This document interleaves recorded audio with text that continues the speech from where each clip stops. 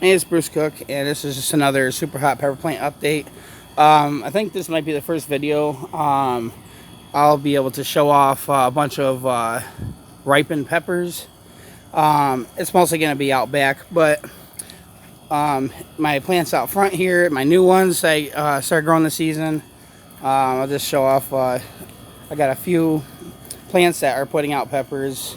We do have my ghost pepper plants are putting out. I think I showed them last time, but they're growing bigger, so I thought, what the heck, I'll show it. So it's not really huge, but it's been growing. And then I got my ahi lemon drops. Those are pretty riddled with peppers. My pineapple ricotta plants are just starting to put out peppers. There is some these red ghost peppers that are here in the center, that the plants that are putting out peppers. Still waiting on the rest of the super hots, like the dragon's breath over here, the chocolate murder scorpions and all that. Still waiting on them to grow a little bigger. I also made a discovery, and I don't know if this would have anything to do with why the growth rate has kind of slowed down, but I went to lift up one of the plant containers the other day, just to see how light the container felt. You know, that's how you tell if it needs to be watered or not. That, and obviously if the leaves start shriveling up. But found that the roots screw out the bottom of the containers and burrowed their way into the mulch and the ground underneath. So apparently the roots are feeding into the ground now. They're all anchored into the ground, which is sort of a good I mean, it can be a good thing, because we do have some pretty windy days, and there's always the worry of plant containers tipping over, like during the night or whatever, damaging the plants. So these are all like really anchored into the ground. Like I'm trying to lift that up and it'll move a little bit, but I can feel roots are anchored. It's done that to just about every single one of these containers. And then here's my plants out front. I did do some picking already. I had I clipped off at least between these two plants and one or two of the plants out back. I clipped off a total of 12 Primatales that were fully ripened to send to Johnny Small Pepper, as well as some chocolate bootlas. But we do have some other peppers ripening.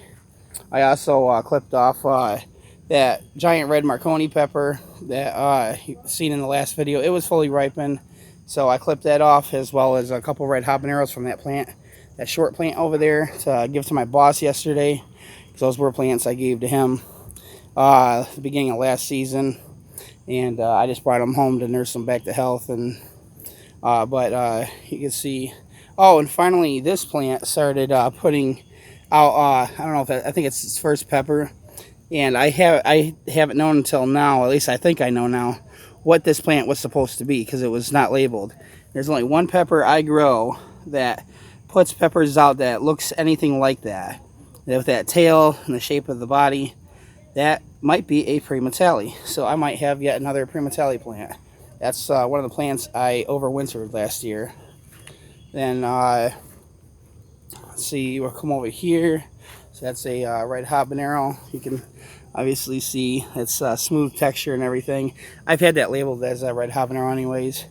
Then my Primatale plant, as I said, I picked over all the ripened ones to send to Johnny Small Pepper.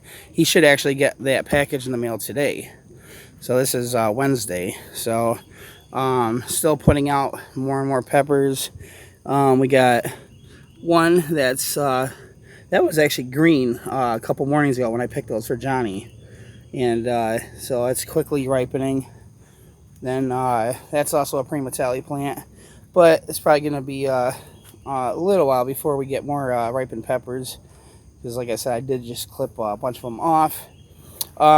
This plant, as far as I know, still only has the one pepper on it.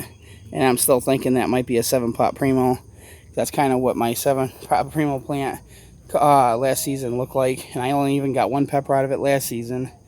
And then the red habanero plant that I picked peppers off for my boss. You see that? I mean, this thing grows some gargantuous sized peppers. My chocolate bootla plant.